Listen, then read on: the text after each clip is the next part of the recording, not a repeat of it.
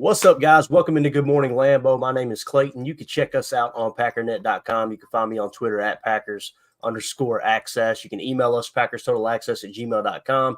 You can text us 865-658-5824. I'm joined alongside Tim live in Green Bay. We got Jacob in Wisconsin as well, here to talk a little Packers football. I want to give a quick shout out, though. Tom Hine, new member of the PTA Posse, YouTube member. Appreciate you, Tom. Welcome aboard, buddy. We'll make sure we get your name entered into any of the giveaways we have going forward. Anyone who's got an active membership, we like to give back. So really appreciate you supporting the stream, Buck. Let's see what Tom had to say in the comments. He said, new member, wanted to add to yesterday's discussion about Bach. He can't be cut unless he passes a physical or he agrees to an injury settlement, which could be $2 million to $20 million. Interesting, very interesting. I seen some conversation about that, Tom, on Twitter yesterday, and there was many people saying that's not true.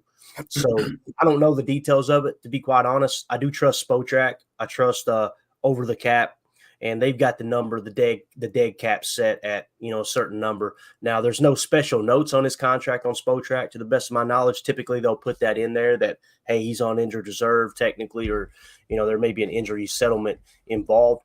I know there's some injury insurance too, to a certain extent, that I don't fully understand, where a team will get compensated back some cap space if a player did not play because he was injured. I don't understand all the details there either, but appreciate you digging into that, man. I'm not sure about anything, but yeah, we just go off of Spotrac's numbers and the things that we're hearing.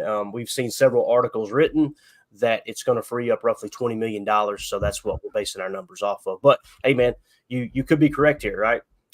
It might be much, much less the fact that he's injured, but again, not sure exactly how that's going to play out. But appreciate you becoming a member, man. I know we got everybody in the house here. We got Andres in here. We got Peter Stone. Peter Stone with a question here. I'm assuming he says, so guys, I know I've already asked this yesterday, but you guys never got to answer it. Look at Peter on us already, man. Ooh, so what players do you – we were very professional last night too, man. I don't see what the problem was. So what players do you guys think will show out at the Combine and shock everyone, bringing his stock way up? I'm the wrong guy to ask that question to, because I don't really – there's many people who like deep dive the draft and they really kind of focus on 40-yard dash times and stuff. One of the positions we've been keyed in on is safety. And Jacob, you had a graphic I think you put yesterday, and it kind of looked like you might have had 40-yard dashes included in that graphic. Is that right? Yeah, it's kind of a cool thing that NFL Buzz does. It takes all your top prospects and it lines them up on a line chart, on a dot chart, and they cross-reference your weight and your 40 time, basically to see like how big of a freak are you kind of thing. Yeah. But to answer his point a little more, the guys are looking for Peyton Wilson. He's supposedly going to be running sub 4.5 40. Guy's a beast. There's guys, is it Troy Franklin, the guy from Oregon, the wide receiver? Apparently he's running in the 4.33s. There's a couple guys that might even dip below that. Most of them are going to be your cornerbacks and your wide receivers that are kind of looking like freakish. But there's a few defensive linemen, apparently guys that are running possibly in the 4.7s, 4.8s that are over 315. There's about 2 or 3 of them that possibly could do it, and that'd be pretty good. That'd be cool to see. Absolutely. You want me to go ahead and pop that graphic up that you shared, since we're kind of on this? Yeah, we got DBs and safeties, I believe I uploaded. Well, there's only one of those images disappeared. I don't know what happened to it. We've still got one, but yeah, it looks like the second one is gone. I don't know exactly what happened, but I think I've got the safeties right here for you. And I can start digging into it if you want me to while you try to find the other one. What was the other position you said you had? Cornerbacks. Cornerbacks. Okay, gotcha. So yeah, do you want to try to pull that back up and upload, or do you think that's a no-go while we're live? It's totally cool if you can't. It's fine. You can try if you want to. I can send it to you in email. So this chart is showing, if you look there on the far left bottom corner there, you got Tyler Nubin. He's running around a 4.6 40, but he weighs about 210. On the opposite side of that, you have Jalix Hunt. Runs a 4.62, but he's 248. That's a big boy. I did not know. But if you look in the middle there, you kind of see some of these guys that we've been looking at. Malik Mustafa was a dude that I did not look at until yesterday. Somebody in the chat actually told me to check him out. He is a safety, I believe, out of maybe Purdue. I can't remember what the team was, but another guy. He probably is my 5th ranked safety right now because he was just flying around, loves to make contact, coming up to the line of scrimmage, really decent ball skills too, like in the air. But I mean, as far as just being one of those another dogs, like Malik Mustafa, all of a sudden is a guy where if we drafted him in whatever round, I'd be jacked. Wake Forest. Thank you, Peter. Yep. And where did these 40-yard dash times come from? Do you know, Jacob, exactly where they came from? I'm assuming this was maybe what they ran in college. Or they do college day. They actually will show if you click on the individual person. If you go to their draft NFLDraftBuzz.com, it shows whether or not it was a pro day, a college day, or like an independent. Gotcha. Just a workout. Okay, got it. And I know they track that more now than they ever have in college. There was a time when no one, you ran the 40-yard dash coming out as a recruit, and that was it. You didn't run it until you got to the NFL. But that's good information, though. Tim, anything stick out to you here? I mean, obviously Tyler Newman, hey, let that cat drop. Let him drop, because you turn on the tape. Again, you're looking – for me, the combine stuff does it confirm what you see on tape? Not does it disconfirm it, right? So, like, I don't even think that's a word, to be honest with you. Just now, Clayton. Half of my vocabulary is not words. If Tyler Newman drops in this draft, I'm going to be over the freaking moon, especially over 40-yard dash, because you guys know how I feel about that stuff. Like, how often did we need our safety to be full speed last year? Now, how many times did we want them to be quicker in tight spaces, right? That's the big thing. And how many times did we want them to actually tackle the ball carrier? That's another thing. So I think the 40-yard dashes can get a little bit overblown for sure. I mean, we've seen it with Savage, right? Around the horn last night, and nobody was like over the moon saying, all right, yeah, we need to re-sign Sav. We need to re-sign Sav. That dude ran a 4.36, if I remember correctly. Speaking of Savage, someone who's not on this chart but has been kind of often on my radar, 6'1", 200 pounds out of Maryland, I believe, Bo Braid. You got anything on Bo Braid, Jacob? Nothing specific. Yeah, he was, depending on where you look, I used like 3 or 4 different sites. He's kind of all over the place. A lot of people think that he's in the top 8. Sometimes I see him though, like in the bottom 15 type thing. He's a guy where when I watch his tape, he just, I don't know, some parts you see like he flashes, but I think that he would be maybe a late round safety that you'd pick just to maybe see if he could compete kind of thing. But I know certain people really liked him. I want to say Jake liked him a lot. I don't want to speak for him. But I'm looking at, and I'm not clicking on the websites. I've just got the Google search up, and you know how it gives you like a quick little rundown before you click on the link. It says last updated January 22nd, 2024, draft year, blah, blah, blah, 40-yard time for Bo Braid, 4.52. But then when you go to the Draft Scout one, it says 40-yard. No, that's something else. It's 4.34. I don't think that's correct there. So it looks like it's 4.52 according to Draft Buzz. I'll double check it real quick. I think that's what they've got his 40 time at, though. As long as he can tackle and catch a ball thrown directly to him, it's okay with me. That's me, man. Like, and that's where we get really hung up on some of the measurables. And I know it's important. It's important because Goody and every other executive take it serious, right? Yep.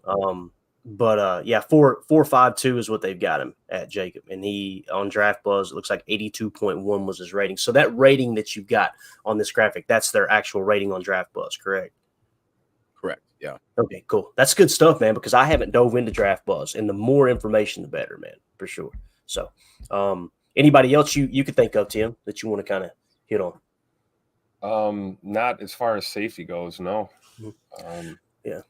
What Jacob Keaton Oladapo? Keaton Oladapo. That's another guy where, like, for Draft Buzz, they have him listed in like the top 7, I think. And then if you look at PFF or one of the other, they've got him quite a bit farther down. Yeah, he's like a day 3 pick. Yeah, but he's runs a 4.5, 220. He's right in the middle there where it's kind of in theory he looks good. When I watched him on tape, I wasn't super impressed, but I mean that's just, I'm a dude sitting here in my underwear, you know what I mean? I'm some random schmo. That being said, this is a deeper safety class than I thought it was. And maybe it's just because once you just see a guy's name on paper and you see his grades and you're like, oh, he's not good or he's this good. And then once I start watching, most of the time when I watch a dude on film, I'm like, oh, he's really good.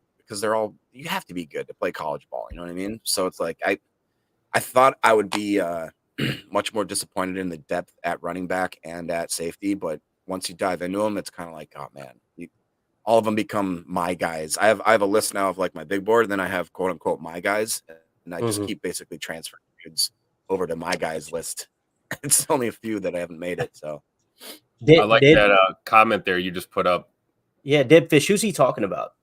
He's Debfish says Draft Bus has him listed as 5'9", so I hope he measures taller at the combine. Is he talking about Bo Braid?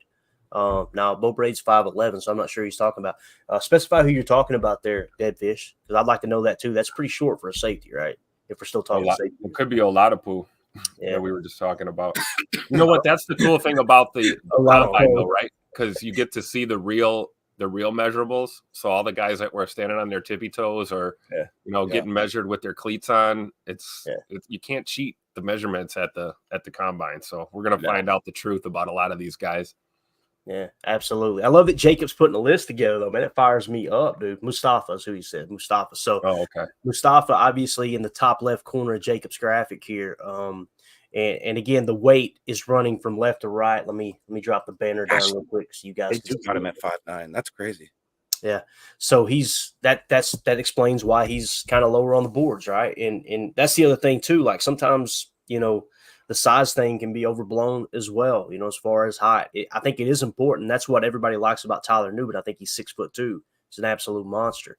But obviously, you're going to take a hit on your speed if you're a little bit bigger, unless you're a freak like a Sean Taylor or someone like that, which, by the way, is if anybody has never got to see Sean Taylor highlights. You guy's a freak.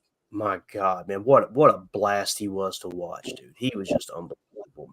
Unbelievable. I don't see Cam Kinchins on this list. Yeah, what's going on, Jacob? Interesting. You hating on Kinchins? Jacob's over there trying to look up. He's going back to dial. Has a very different. Yeah, Jacob's out for a second. We'll let him do his thing. We'll continue this conversation. But as far as Mustafa and Tyler Owens, I'm going to go to PFF and see what they look like. Were you going to say something, Jacob? No? Okay. No, that's what I'm looking up. Okay. I'm going to go to their big board real quick, and we're looking for Mustafa and Tyler Owens, right? Let's see real quick what they're looking like.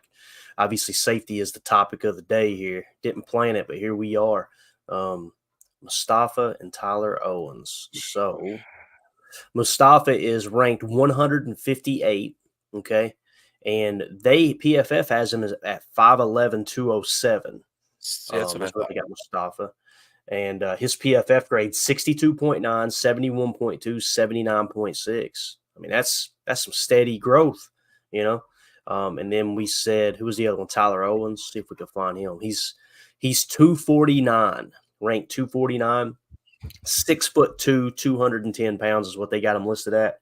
And PFF grade in 2021, starting in 2021, was 66.7, 71.3, then 56.7. He was ranked 767th out of 852 safeties. So, I just immediately thought of Major League when it said, "You may run like Hayes, but you hit like." So we'll see, though, man. You never know, dude. We need to write these players down, though, because I love compiling a list of you all, your favorite players, if you will, some of your favorites, and it's so cool to see if some of these guys get drafted. You know what I mean? It was awesome to see Ryan's guy Zach Tom get drafted. It was freaking awesome. He knocked it out of the park, and we'll always point to that one because it was just like I had no clue who Zach Tom was, and Ryan was like, "It's Zach Tom guy, man. You keep an eye on him." Boom, get him, stud, absolutely knocked it out of the park. So there's a little bit of draft talk now. As far as the combine itself, here is the schedule. Prospects perform in Indianapolis. Tune in to NFL Network for the 2024 NFL Draft coverage. Okay, so here's what you got. Thursday, 2 p.m. Central, which what is today, guys? Wednesday, right? I've lost the day. So tomorrow, 2 p.m. Central, the defensive linemen and the linebackers will run. So we'll get to see your Peyton Wilson, right? You'll get to see Jeremiah Trotter Jr., some of these guys, right? Junior Colson, another one I'm really excited to see. I think he'll test well.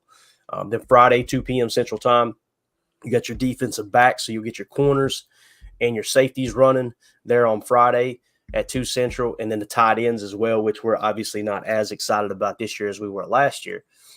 Saturday, 12 noon Central Time, you got quarterbacks, wideouts, and running backs. That'll be the big media circus right there, obviously.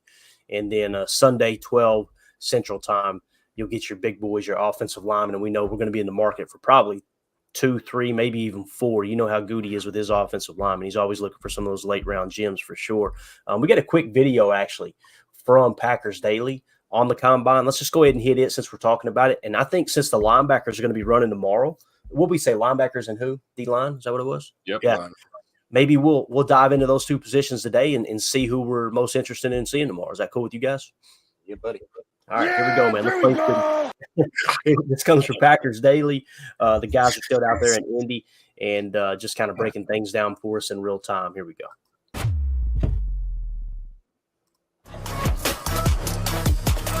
He throws the ball very effortlessly. Oh, it's easy.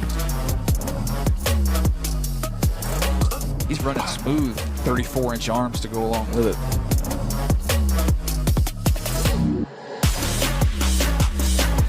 This is going to be a fun one here with Musgrave. He's moving, guys. Good job. Fresh, not rep. That was impressive. Here at the Combine, all eyes will be on the on-the-field drills. D linemen and LBs kick things off Thursday. DBs and tight ends go Friday. Then it's QBs, wideouts, and backs on Saturday, with offensive linemen closing out the festivities on Sunday. This year's Combine saw a total of 321 players invited, including 14 quarterbacks. On Tuesday, Brian Gutekunst spoke about his own QB1. Really proud of him, to go through the tough stretch in October and to see him so steady through all that and just really lead our team to get better week in and week out and to see the rewards at the end of the season. I was very excited for him and our football team. One thing that was really gratifying to see, I think, was how our team responded to him as the leader. They genuinely cared for him and wanted to play for him. That's not something you can teach. Brian Gutekunst will have some free agency decisions to make, with a dozen unrestricted free agents set to hit the open market on March 13th. Keep it locked on Packers.com for the latest, and thanks for watching Packers Daily. There you go, man. Just keeping you up to date on everything, man. They do such a good job. I like that list there at the end, too. I didn't even recognize that they were showing that. Let me go back and see if we can pull that up again. Need to get a screen grab of that for sure. So unrestricted free agents: Corey Ballantyne, Tyler Davis, Josiah DeGuara, A.J. Dillon, Rudy Ford, Josh Nyman, Keyshawn Nixon, Jonathan Owens. I like how they put the most important players in the middle. Try to hide them in the middle. You know what I mean? Like, don't put them at the top of the list. Like, don't worry about it, league. These guys aren't available. Let's see. Jonathan Owens, John Runyon, Darnell Savage, Christian Welch, Eric Wilson. Restricted free agents: Robert Rochelle and Patrick Taylor. I'd say Patrick Taylor will probably be back. And then exclusive rights is Caleb Jones. I think all 3 of those will be back, to be honest with you. And they may bring in some competition for Wheeling too. But I'll tell you, man, Wheeling holding last year, boys, it does not get talked about enough, man. It does not. Daniel Wheeling was, what a heck of a year he had, dude. He and Rich Bisaccia fixed the holding issue. You know what I'm saying? Like, it's amazing too, because he didn't have a whole lot of experience. So people are going, what in the hell are we doing talking about a punter? I'm just telling you, I remember the days when every time we lined up to snap a ball to a holder, I was going, oh, God, catch the thing, please.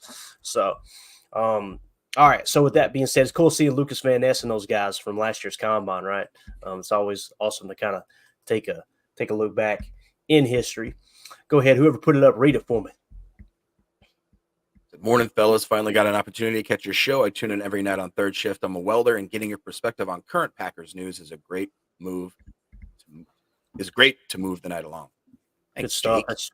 Love it. Jake G 126. Appreciate you, man. I'm glad you're watching, man. It's good to have you in here with us live for a change for sure, man. You're always welcome. Drop in anytime, and glad we can make the night go by a little bit quicker, man. Especially when it gets loose like it did last night. Lord have mercy. Yeah. I woke up this morning and went, I dreamed that? Or did we really act that stupid on the air, man? It happened. It happened. I blame Emilio. Things could be a lot worse. I could be a Bears fan. It's true. It's very true. All right, let's see what else we got in the chat real quick, and then we'll dive into some of these linebackers and defensive linemen. Let's see here. Cheesehead Murph said Bob Sanders 5'8". Size does matter. Hot, boys. Bob Sanders. Now we're talking about Bob Sanders that played for the Colts, right? Yeah. Maybe he was saying it doesn't matter. I thought Bob Sanders was a pretty good ball player, right, before he got hurt. Am I thinking right? Yeah, Bob Sanders was great. Yeah. He was a stud. He brung the thunder when he hit. Murph in the house. It's good to see you, Murph. Always good to see you in here, buddy. He said Murph. AFAM getting straight to the point, says Jacob's getting ready to feed his pet iguana in the back. Jacob does kind of look like a guy's got a pet iguana back there. You got any exotic animals back there, Jacob? When I was a kid, I had an iguana. It died. It died. Dynamite drop in, Monty. That broadcast was really big. Eric Sutherland says Jacob's busy looking at my feet on Feet Tender. Thanks for the $20, Jacob. Oh my gosh. Peter Stone says Earl Thomas is who I compare Malik Mustafa to. But that's a pretty good comp, man. If he lives up to that, Earl Thomas in his prime, him and who was the other guy? Chandler, yeah. Cameron Chancellor, yeah. They were dominant in that cover three. And this defense that we're stepping into, it's kind of molded out of that Legion of Boom defense. So for those of you who don't know, Dan Quinn was the defensive coordinator there, right? And he left, obviously went to Atlanta. Robert Saleh was one of the assistants there as well. And then he takes the job in San Francisco as the DC, okay? So that whole defense that we're kind of molding everything around, obviously Hafley coached under Saleh in San Francisco. When you hear Hafley talk about his NFL friends, he's talking about Saleh and these guys that kind of came from that Pete Carroll coaching tree, if you will, and that cover three that they played primarily, where you have one safety buzz in the box, you had another one playing deep third, and you had those guys, really playing zone, and they wouldn't follow. They would just kind of stay in their zone on opposite ends, and that's where Richard Sherman had all the success he had. So it's cool to kind of think back of the players that made those type of defenses go, and those are the type of guys you're looking for. Obviously, Earl Thomas's career kind of went down quick there after Seattle. He kind of lost his head a bit too. Seemed like he wasn't a good locker room guy, but man, when they were in their prime, Bobby Wagner, Earl Thomas, Chancellor, Richard Sherman, Bennett, who was it? Was it Michael Bennett? Am I thinking around the defensive line? Just a stud in that 3-tech. God, they're so good, man. So good. Carboy 84 says, you guys need me to track anyone down at the convention center. I'm in Indy. Good stuff, man. Yeah. I don't think anybody owes me any money out there. Did anybody owe you all any money? Guys, you good? I think we're good. Yeah. I tell you what you can do for us, man. Get some good pictures. Get some pictures of everything there, right? And what the combine kind of looks and feels like. I would like to go to the combine sometime. It's just I come a hair of pulling the trigger on it this year and just going up there last second. But if I take any trips like that, it's going to mean we're going to do less shows, and I really want to keep content cranking out for sure. So, all right, let's talk about linebackers for a sec. Well, y'all want to start with defensive line or linebackers, since that's what's going to be on display tomorrow. Which would y'all start with? Linebackers. All right, let's go linebackers. I'm going to pull up the way my board sits right now. It's going to be a little bit hard for you guys to read, but I can answer any questions you got and find any player on it. You'll find the linebackers will definitely be highlighted in blue along with safeties and centers because they're tier 2. Basically, the greens are tier 1 and the blue are tier 2, okay? And then the whites are just everything outside of that. So the board isn't finished, but this is how it sits right now. It's sorted by overall grade. Lower the number in the H column means the more value attached to those prospects, okay? So as we climb down, the first linebacker we're going to come to is going to be Junior Colson at 49, okay? So you've seen I've implemented the 33rd team data, and that has dropped down. That's my broker. I'm going to tell him to sell real quick. Hold on a second. You could tell that Jeremiah Trotter Jr. now has dropped down on the draft board significantly. So now Junior Colson is my top linebacker as it sits right now. And again, I'm still putting more data in, but that's how it sits right now. So we got Junior Colson sitting in the 49 spot. Obviously, he would be available at 25. He would probably be available at 41 as well. Now, when we go down to 50 through 101, the next linebacker is actually Peyton Wilson. So he is leapfrog Jeremiah Trotter Jr. now. So he's in the 63rd spot, okay, out of NC State. That's another guy we're going to look to see run tomorrow. And then you got Jeremiah Trotter Jr. coming in third there at 79th, and then Edgerrin Cooper at 87th. So I can go on to the next screen here real quick just to kind of show you if there's any other linebackers that pop on. Yeah, there's I don't know how to say. How do you say his name, Jacob? Is that Ulafio? Say what? What? Number 128 there. How do you say his name? Linebacker out of Washington. Oh, yeah. Edifwan Olafosio. Olafosio? Who?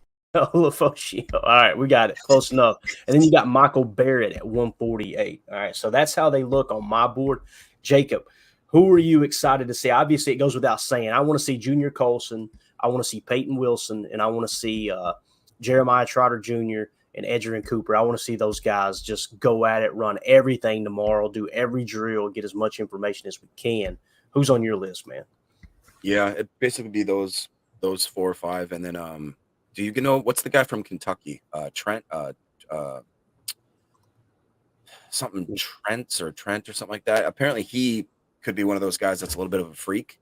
I didn't see his tape or anything like that, but I mean, it does seem like honestly that linebacker might be in like more of that traditional stand-up, Mike Will linebacker, not like the edge guys. I think that might be the shallowest part of this draft, because after those first 4 or 5 guys, man, I just don't. Cedric Gray was going to say, Peter just mentioned him from North Carolina. He's decent. When I saw his tape, I just wasn't super impressed. A lot of these guys are just, I don't know, man. I feel like the linebacker position is such a weird spot nowadays because they have to do so much. You know what I mean? Like so much. Yeah. Trevin Wallace. That's what I was looking at. Yeah, Trevin Wallace. And PFF had him at 47.2, 69.7, 61.2, but he's 6'2", 241. I mean, you know who actually that Darius Masau, that guy was one that I looked at. He there's another guy from UCLA that's getting a lot of the credit, but I think he might be the better back there. Yeah. PFF looking good, man. 76.7, then he dipped to 61.8, but right back up to an 81.7. So he's looking solid there. When you go to Tyron Hooper, Tyron Hooper, people have said that he's kind of a paper tiger. He hasn't ever graded out very well. For whatever reason, people still think that he is an NFL quality. But to me, I don't know. That guy seems like a big bust potential. But then there's also the boy, there's Eichenberg from Ohio State. And then there's that other one who's got just the most bad name ever, or the bad, name ever for a linebacker. I think can you scroll down a little bit? What's his name again? Steel Chambers. Come on, bro. Steel Chambers. Yeah. Come on, dude. Yeah, he's definitely a Second Amendment guy, and he no doubt about it. He graded out 64.7, 67.6, 63.3. We go back up. Michael Barrett was on my list, wasn't he? Look at his PFF grade: 69.4, 75.7, 84.3. But 6 foot 239, his size is going to hurt his RAS. All these linebackers, they're not big anymore. Linebackers are 6 foot 6'2", 230, 235. Like I remember the days. I want dudes with the neck rolls. You know what I mean? Yeah. You can't even move. And Jeremiah Trotter Jr., the reason he dipped so far on my list was because the 33rd team. If you removed all the 33rd team data, man, 71.4, 86.9, 85.7, like. I'm not going to be surprised if he comes out and he's an absolute stud. Now, they've got him ranked 81st, and I said he dropped on my board. Where did he end up on my board? They had him 81st, and I've got him at 79. So I feel better about that. So I feel like I've been hating on him here lately, and I don't want to, because I think he is going to be a good football player. It's just Junior Colson's the one that's kind of still in everybody's heart. But you see, he's ranked 65th according to PFF's big board. 48.5, 75.5, 81.7, 6'3", 247. If he runs a good 40, if he hits all the 40, the shuttle, all that stuff, his RAS is going to be through the freaking roof with that height and weight, man. I mean, 6'3", 247. That is a monster. And there's Peyton Wilson. PFF has him as the highest ranked linebacker in this draft. 6'4", 238. His RAS will be through the roof. 59.3, 69.5, 89.9. So going to be interesting to kind of see who shows out tomorrow there when it comes to the linebacker position. Tim, you got anybody you want us to look at or anything, man? Anybody come to mind for you, Bo? Tyrese Knight, I think that's how you say his name. UTEP, 6'2", 235. All right, let's go here. Let's Tyrese Knight. Ooh, Jordan Morgan's another one too. Let's see here. Well, he's way down here, Tim. Let's see. You may have to scroll for him. He's not even on their list. What the heck? Do you think he might fall in the edge category? Shouldn't, right? Possibly. What was his name? Let me add Tyrese Knight is what he said. And you got Tyrice. I think you say that, Tyrese. I could be wrong. Tyrese. Yeah, you're right. So NFL Draft Buzz has him ranked their 17th overall linebacker. Gotcha. So he's way down the list. 4'6". He's 6 foot 235. Got a good arm span. He's got decent numbers though. A lot of people are saying he's a good linebacker. I had not heard of him. Projected in the 7th round. Those are the names, like I said, I want to write down because you guys mentioned these late round names. Because my board, I'll be completely transparent. Like when I get to 150, I start tailing off. Like I'm not, it's such a crapshoot after that.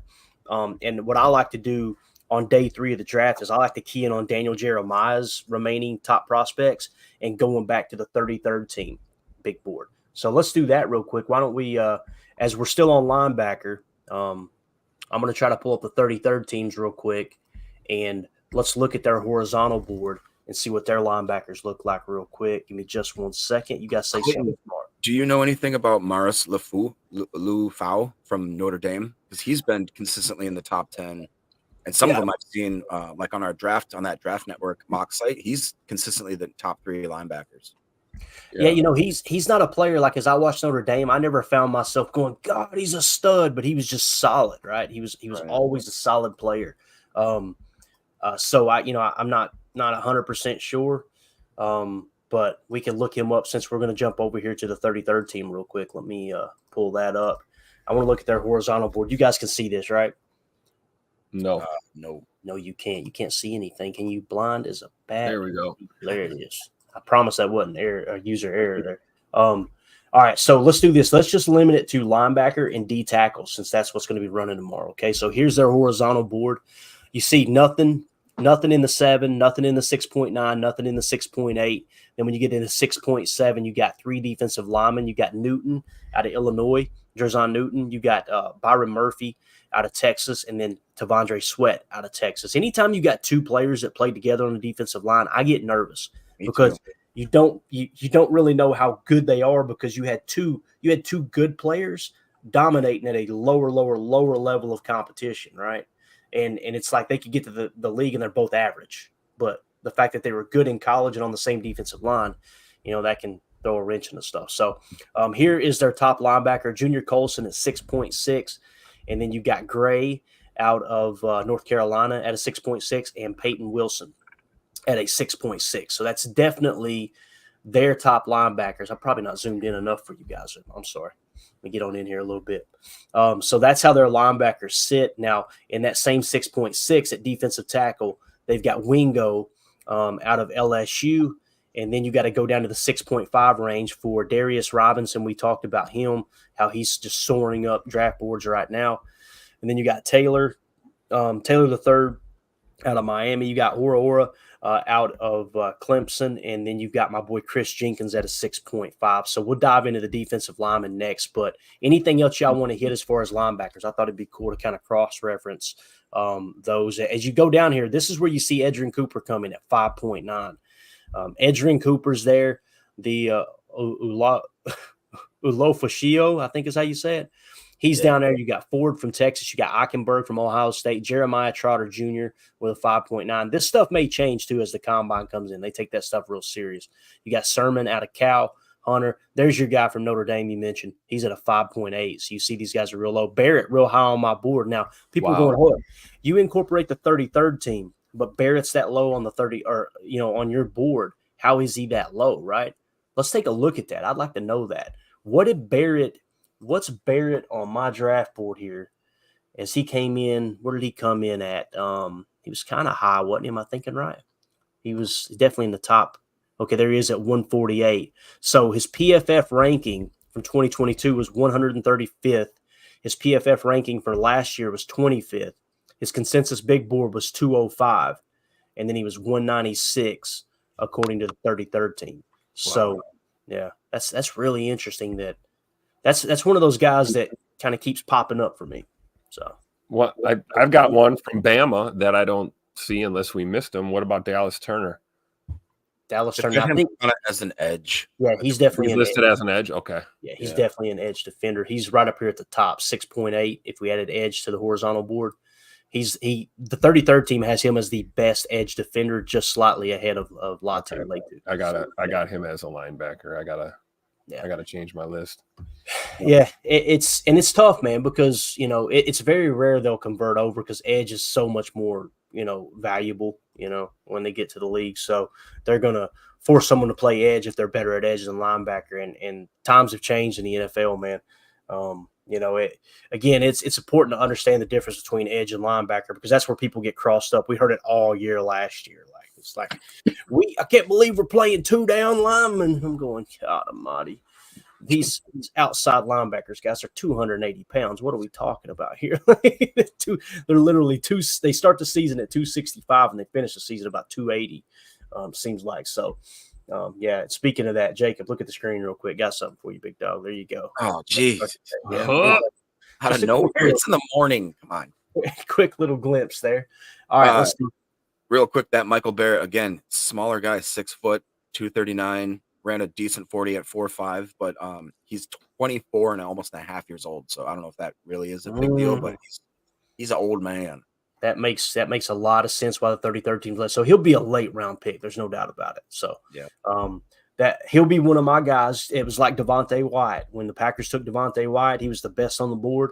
And I was just sitting there going, I would take Devontae Wyatt here in a heartbeat.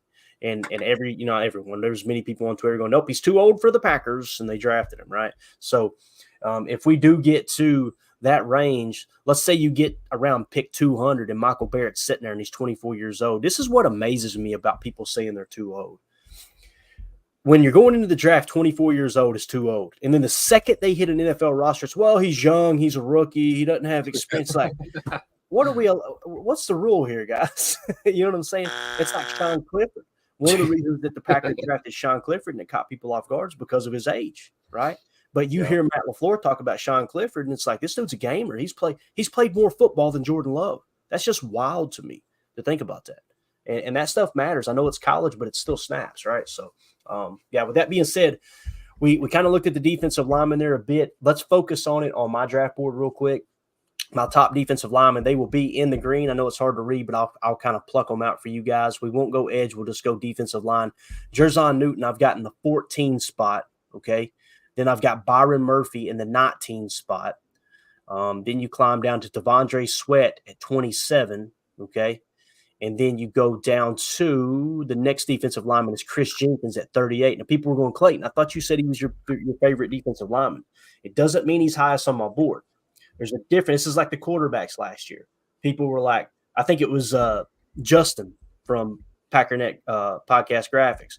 He was like, Clayton, I'm not letting you back away from that. You said that Anthony Richardson, you didn't like Anthony Richardson, but he was real high on your board. My board removes all of my opinion. This board right here is people that I trust, analytics I trust. That's how I compile the board. When people ask me to break down the quarterback position, I went and watched the tape and said, all right, I like them in this order. I like Bryce Young. I like C.J. Stroud. And then I liked, I think it was Anthony Richardson. And then I liked Will Levis, then Anthony Richardson is how I liked them. So the same thing with linebackers. When we went back and looked at the linebackers, my personal opinion, I like Jeremiah Trotter Jr., then Junior Colson, then Edgerrin Cooper. Now, when you look at the 33rd team, it's hard for me to disagree with former execs, former coaches, and say, forget their opinion. Jeremiah Trotter Jr. is the best linebacker in the draft because I like him the best. But they're going to take size into account way more than I would. So anyway, that's how the defensive linemen shake out there in the top 50 on my board. As we climb on down the board here, 50 to 100, You've got Orahora coming in at 72. And then you've got Maki Wingo, defensive lineman from LSU, coming in at number 80 spot. And then you've got Braden Fisk out of Florida State coming in at the 88th spot. Tyler Davis right behind him. I like that name, don't you, Jacob? Tyler Davis out of Clemson. And then you've got Michael Hall Jr. out of Ohio State in the 92 spot. And then we got Brandon Dorless, I think is how you say his name, out of Oregon in the 100 spot. So that's how my top defensive line shake out. Jacob, you got any that you want me to pull up here as we comb back through 30-13, then we'll jump back to PFF? No, I mean, I don't know what I think about the class of the big guys. I mean, you guys know I love Devondre Sweat, but like you talked about, I can't tell if Sweat's just a giant beast of a man that's actually good, or is it because he's next to Byron Murphy for his career, vice versa. Mekhi Wingo, that guy's a little interesting, but he's kind of by himself. I haven't gotten to watch any tape on him yet, which I'd like to. I like Jenkins personally as well. I think that's just seems like a really solid guy. I was going to check out Fisk and Dorless because I haven't watched any tape on them yet, but yeah, I don't know what to think, to be honest. It's kind of one of those positions where I don't see us drafting them early, so I'm sure we will. Right. It always happens like that, right? That's probably what I should do is start looking into the positions where I don't feel like that I have any need to, because that seems like, it always sneaks up on us that we're like, oh, okay, think of that. All right. Tim, what about you? Any defensive lineman, man? Kind of under the radar guy from Duke, Dwayne Carter. Yeah, they got him at 6.2 on 30-13. Not little Wayne, big Wayne. That's big Wayne right there. 6'3", 305. Dang. All right. I don't know what his let me see what I've got Carter out of Duke. Let me see if he made my list here, because I don't remember seeing him on the list that we just read off. Let me climb down one more slot here. Carter out of Duke. There he is right there. Dwayne Carter, 115. So, yeah, sitting around the 115 spot for me. Sweet. All right. Good deal, man. Let's go ahead and drop that down, and we're going to hop back over to the PFF screen and see how they feel about some of these guys. Let's sort this. You guys probably can't see it yet. There you go. Bang. All right, now let's go. Let's look at the defensive line here real quick. Then we'll get back to the chat. Tim, if you want to start marking some in the chat there too, anything that we need to hit on, make sure there's no super chats for me. I appreciate it, Bubba. All right, so some of those names that we mentioned, here's PFF's rankings. They got Byron Murphy in the 11th spot. They got Jerzon Newton in the 20th spot. So they got Byron Murphy ahead of Jerzon Newton. You guys know on my board, I've got Newton ahead of Murphy. Then it's Chris Jenkins in the 55 spot. Braden Fisk. That Chris Jenkins at 41, I would be so on board with that, dude. Braden Fisk in the 59 spot, and then you got Rook Orahora out of Clemson at 69. I think I'm saying that name right. Yes, you are. Okay. I've heard some people say row. And I'm going, I don't think that's right. Brandon Dorless out of Oregon at 79. Devondre Sweat coming in at the 90 spot. Michael Hall Jr., 95. Tim's guy, Dwayne Carter, there he is, 102. So they're pretty high on him, man. His PFF grade 70.1, 86.3, 70.0. What did we see Goody do with Jaden Reed the year before? Yep. He went back a year. So Big Wayne, we got to put a star next to Big Wayne. Yeah, man. Goody, go back and look at the 2022 tape. He might fall in love with him there. So is Christian Boyd on this list by chance? Christian Boyd, there he is, 128. Northern Iowa. That's my Northern Iowa. There we go. Yeah, what are they? Technical college? What do they do over there at Northern Iowa? They breed defensive linemen. That's what they do. And they make corn. 6'4", 317 pounds. PFF grade 67.6, 88.5, 88.1. Jacob, he's a redshirt senior. What is he? 73 years old though. How old is he? He could be 70. He's probably 24, I would imagine, right? See if they got his age on his card here. I may have it right here. I'm not sure. Let's go first look. They don't have his age. That's not good, Jacob. Underage, they just got Social Security. That's all they get. Ninth year senior. Yeah. Right. Van Wilder. I'll tell you what, man, he may drop because – but remember what Goody said too. Remember the video we played yesterday. The NIL and stuff, there's a lot less underclassmen coming out. So you're going to see the average age of the drafted player this year is going to go up significantly. It really is. So something else. Is there anybody else you guys want to look at defensive lineman wise? No, I don't think so. All right, good deal, man. Scroll down just a little bit. Yeah. I wanted to see. So Tyler Davis, I wanted to see how he actually grades out pretty well, doesn't he? Yeah. Why do they not have ages for some of these guys? What the I heck's don't going know. on? It drives me insane. Yeah. It's So so easy Tyler, to get. Tyler Davis, 6'2", 300, right? 300 pounds, that is. Ranked 147th. His PFF grade 70.8, 82.9, 85.5. Whew. What about Leonard Taylor out of Miami? Did we go over him? Yeah, Leonard Taylor's a little bit higher. He is ranked 110th. He's 6'3", 305. PFF grade 71.7, 87.3, 74.7. A little bit up and down, but Tim, there's another one, dude. 2022 grade through the roof. Mm-hmm. So you have a down year in 2023, drop a little bit like Jaden Reed did. Goody's sitting there with a biscuit waiting to sop it up. You know what I'm saying?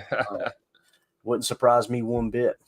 All right, let's see. We're at the 46-minute mark. Let's go to the chat. Y'all want to go to the chat for a minute? Yeah. I feel like we've neglected the chat. I feel like I'm letting my boys down in here and the ladies too. Let's see what we got. Peter Stone in the chat said, I like Nathaniel Watson, late 7th round. Okay. All right. Nathaniel Watson. Boy, that's do we know what position? Is it a linebacker? Yep. I gotta take a quick gander here just to see what PFF has on him. Nathaniel Watson. I wish I knew what school, but I should be able to find the name real quick. Let me just see what PFF says. If he's on the list, he may not be on the list. He is not on the list. Those are the ones that excite me because it's like, okay, they're not even on the list. You know what I mean? Those are the fun ones. Is he from Mississippi State, maybe? Yes. Yep. Okay. He grades out as a 5.7. To put that into perspective, the lowest grade, according to the 33rd team, 5.4, 5.5, 5.6. He's sitting at 5.7. So he's in that. It looks like he'll get drafted. And according to NFL Buzz, he is the 99th percentile in tackling. Apparently, this guy is one of the best tacklers in college football. See, he's after my heart already. Good call there, Peter. Good call, man. Let's see what else we got. Andre says, who do you think will be the front four of the defense on week 1? That's a great question. Let's talk about that. Let me go. I feel bad having Jacob's mug covered up. There we go.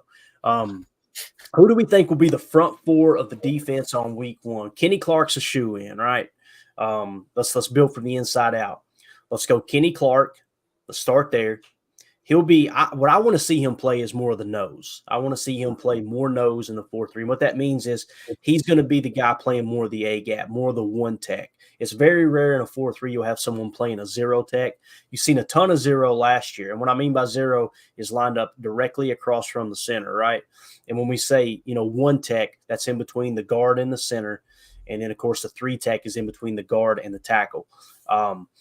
I want to see Kenny playing that one, right, in that 4-3. And there's going to be many times that they'll still line up similarly that they did last year as far as, just the D tackles directly over the guards. What you're doing is you're trying to make that center make a decision, and you're trying to isolate the edge rushers coming off the edge there against the tackles.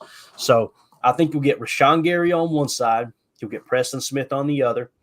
And then there's going to be some camp battles. The camp battles, in my opinion, are going to be Preston Smith and Lucas Van Ness for that opposite edge spot. If they feel like Preston Smith has got it just absolutely locked down and Van Ness isn't competing, I wouldn't mind to see them kick Van Ness inside and compete for that other spot inside as well. So, what kind of camp battle are you looking at? Let's say that Preston Smith does lock up the edge position. Then who's going to be competing for that other defensive line spot? You got Devontae Wyatt. You got Carl Brooks.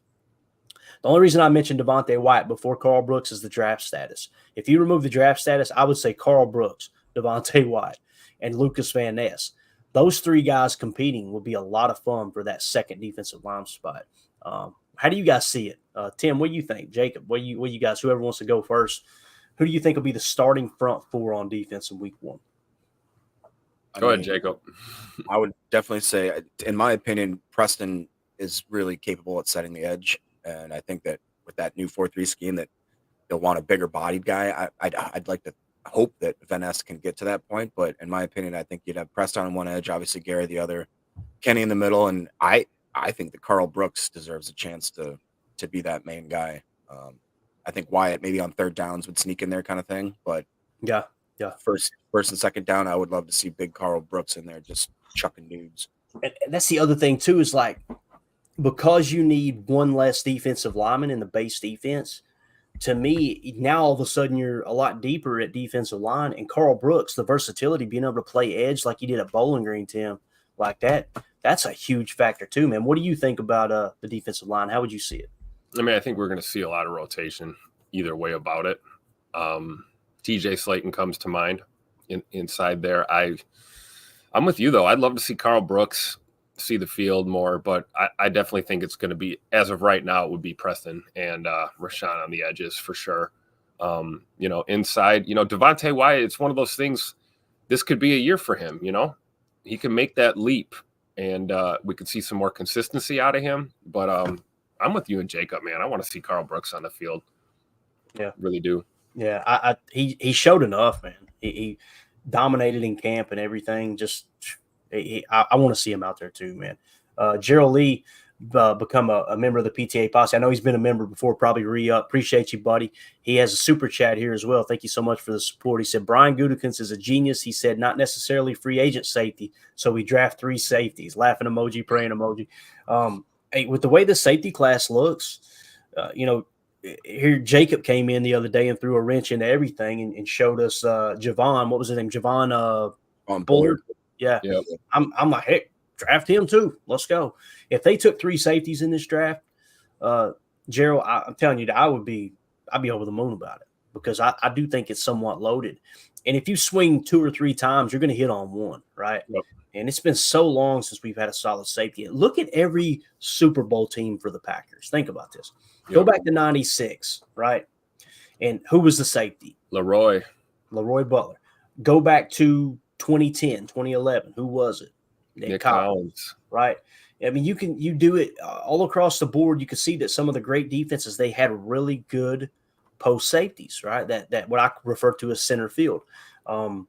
It's so important, man. And Leroy played all around. Leroy would blitz. Leroy would play in a box, and he would be deep. But safety is what it is. You're putting one of your best defenders in the middle of the field, right?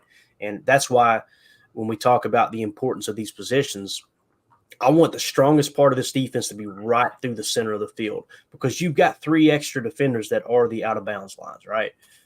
It's so important to build the nucleus of that defense right up the middle. Kenny Clark, I think, has still got it, and I think he's going to flash more than he did in the 3-4 as we switch to this 4-3. I think Lucas Van Ness may surprise people too, guys. 4-3, especially Robert Saleh style of 4-3, it is downhill. It's one gap and go. It's just, hey, look, you just attack the line of scrimmage. There's none of this, hey, let's control the line of scrimmage. It's everyone play kind of aggressive up front. Now, it was cool hearing Mark Tauser's take on that. Wildy asked him yesterday on their show, which one is it tougher to block against as far as the run game? And he was like, he said, definitely it's harder to block in the running game against a 34 defense, but now fullbacks are gone, right? And he was kind of talking about that. With a 34, you had to kind of look a little bit past your assignment because everyone is more spread out, right? You've got kind of everything closer to the line of scrimmage as a 4-3. But now you're playing with one back. The majority of the league is, so things have changed a bit. But yeah, I'm good with it there, buddy. Jarrell, I always screw his name. I don't know if it's Gerald or Jarrell. How would you say his name there, Jacob? He's told me 1,000 times. I'd say Jarrell, just because of the way that double R, Jarrell. Jarrell. Yeah. See, Jacob is my English teacher on the side. You guys don't know that. He's been teaching me the English language. Jarrell went on to say that Javon Bullard can play nickelback too, and he really can. And that's another cool thing about, I think 3 of the 6 safeties that I watched, a lot of them played into that slot role, which would be kind of cool to see. Also, Jacob's favorite band of all time. So What's that? Nickelback, right? Oh yeah, for sure. 3 Doors, Nickel, Creed, Smack. That's my favorite band. 3 Doors, Nickel, Creed, Smack. Oh, what was that song they had that everybody made fun of? Come man, a wise man. All of them? Yes. I was thinking it was look at this. What was it? Look at this. Oh, look this photograph. No, it was look at this pinky. That's what it was. Oh my goodness. All right. Off the rails again. The pinky will stay in the holster. I promise you guys. Thank you, Jarrell. We appreciate you, buddy. Thank you for the super chat. Let's see what else we got here. Sam H says, will Caleb Williams versus J Love be a great rivalry for years to come? Fields versus Love was not a rivalry. It wasn't. We transferred that ownership right over to Jordan Love, didn't we? There's no doubt about that. Caleb Williams, you guys know how I feel about Caleb Williams. I think he's got all the talent in the world, but I don't like the antics, man. I'm a little draft bust. Yeah, he to me, and this is what I always ask people: name the quarterback that had the attitude, the cockiness, and this isn't a Cam Newton cockiness either. This is a cockiness like I'm going to try to disrespect my opponent. I'm going to write, F your school on my fingernails, and he just seems to me. It's like I've asked people this: who can you think of that was just kind of very outgoing like that succeeded at the NFL level? Think of the great quarterbacks. You're talking about taking this guy with the number 1 pick, right? And again, he's got all the talent in the world. But would you say he could be Peyton Manning? I don't think so, right? The only one that comes to mind that's even close would be like Baker Mayfield. And look at Baker Mayfield has not had, quote unquote, a great career. He's struggled a lot. I think unfairly because I think he's played well enough that if he didn't have the attitude that he did, that people would respect him more. You know what I mean? So, and then look at the opposite end of the spectrum. Who stood out the most of the rookie quarterbacks last year? It was Bryce Young. I'm not sorry, Bryce Young, but C.J. Stroud. C.J. Stroud. Look at his demeanor. Dude's a leader in every. You know what I'm saying? There's just something to that, and that's the only thing that worries me. If I had the number 1 pick, I'd be sitting there going, "Guys, we got to get this right, man. If you get this one wrong, you're setting your franchise back another 3 years." Like they have every single time they've taken a quarterback in Chicago. You know what I heard, Clayton? What? Nobody went to his birthday party. I heard that too. None of his teammates went to his birthday party. So think about that. If Bo Callahan, aka Caleb Williams, is not going number 1, does that mean they're going to take the top linebacker? Because didn't they go with Mac? What was his name? Yeah. I should know this. I've watched that movie 500 I know, me too, dude. What the heck? Mac Strong? No, Mac. From Wakanda. He's from Wakanda. Yeah. University of Wakanda. Yeah, exactly correct. All because he handed a football to a fan, which ended up being his sister who was sick with cancer. Like, what a crazy movie, dude. I love it. I watch it every year, bro. Me too. I watch it every year. And then I'm trying to think of the actor's name that passed away. He's an absolute treasure, man. He done such a good job in Jackie Robinson, the Jackie Robinson movie. What was his name that played that linebacker? I should know that. The Wakanda guy. I can't remember. Yeah. He's a great actor. Guy. And the fact that I don't know his name says a lot about him because he wasn't like one of these guys that was just always out in the public. He just did freaking phenomenal work, man. Obviously no one knew he was sick. And chat, help us out. What's the guy from Wakanda? I'm going to Google. Y'all talk for a minute. I'm finding this guy. I want to say, if you guys have never watched Draft Day, you have to watch Draft Day before the day of the draft. Kevin Costner, Chadwick Boseman. Thank you. There it is. Chadwick. I want to say Chaz, but I know I was going to mess it up. So Chadwick, he's just such a good actor, man. That dude is just freaking awesome, man. Absolutely awesome. Go watch Draft Day if you haven't seen it. A little bit cheesy. I love it, man. I had someone do my taxes. I had my tax guy where I call him the Magic Man. He's absolutely awesome. Had him over at the house the other day. We were eating some enchiladas. He was doing my taxes. And I mentioned Draft Day to him. And I said, man, it's cheesy. And he just grinned. And I'm like, you've seen it, ain't you? And he went, I love it, Clayton. He said, I've watched that movie 500 times. I was like, thank God I'm not the only nerd, man. So he's a big Dolphins fan. Grew up in the 70s. So love the Dolphins, the undefeated Dolphins, all that. So there you go. You got some Dolphins talk in here too, man. We covered it all. What you guys got? Let's go around the horn here real quick. Tim, you got anything for me, Buck? Just interesting to see what happens with safety. I hope we bring in a lot of competition. I'm a big Anthony Johnson Jr. guy, and I think that might be the push he needs. Little camp battle to see if he can really be that guy. Maybe he's a solid number 2 safety. Maybe he's not the starter. But we'll see. That's what I'm watching. Safety and linebacker pretty closely. Yeah. Definitely. Sam H says, thanks for answering my question, fellas. I take it your answers to be you're not thinking Williams will make Bears quarterback relevant. Like I said, man, he's got the talent. It's just what's his leadership going to be like, right? That's going to be the big thing. And that's so much of what the NFL is. I mean, you've seen it with Jordan Love. If you went and watched the second half of the season last year, you'd say Jordan Love's got as much arm talent as anyone in the league, right? If you go watch the first half, you go, man, his decision-making's bad. His accuracy is off. And it's just like the team wasn't gelled. That's on the quarterback, whether people want to admit. I love these people that get so upset when you say, wins isn't a quarterback stat. Okay, name the great quarterback that didn't win. I'll wait. It matters. It matters, man. It's why. Hello. Pull it up, Tim. I know we got it down there. Where's my boy at? Hello. You play to win the game. You don't play to just play it. Thank you, Herm. It's important, man. It really when you think of the great quarterbacks, who you think of? Tom Brady, right? How many championships? Okay, but wins don't matter for a quarterback, right? Hell, even Brett. Brett only won one Super Bowl, but boy, they dominated the 90s, right? Winning ball games, right? Same thing. Aaron, same thing. Look at his win percentage. Peyton Manning. If Peyton Manning hadn't won a Super Bowl, do you think he would be as high up on the board as he is? He wouldn't, man. Joe Montana, same thing. Same thing. So there you go. But yeah, I think it's going to be interesting. Chris says Caleb equals Russ Williams leadership issues, in my opinion. I think it might be a similar result, but a little bit different way of getting there, right? Russ is just he's fake. I don't know how else to say. Do you guys see him that way too? Like he just cheesy. I would get in the huddle with him and be like, look at this. What are we doing? Guys? I'm just being real. He seems like a nice guy. He just tries too hard, man.